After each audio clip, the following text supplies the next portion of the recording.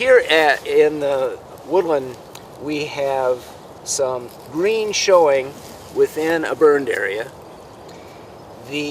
One of the main points of a BioBlitz or other natural resources inventories is that it allows us to get a sense of how well our management program is going.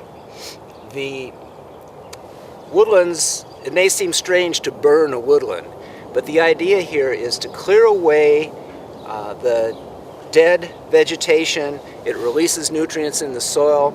You generally burn the woodland very early in the spring before there's much growing.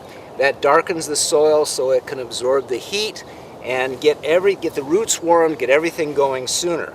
Now, there is some green here now, and these plants will not be affected by the burn. We've got some common wood sedge here. We've got some avens, which is an herbaceous member of the rose family.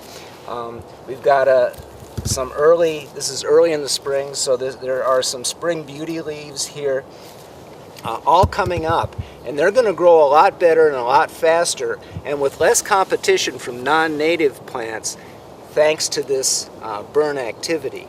So when we do an inventory such as the BioBlitz, that helps us not only assess the present state of our ecosystems that we're managing, but as we manage them, these inventories also allow us to assess how successful those management efforts are.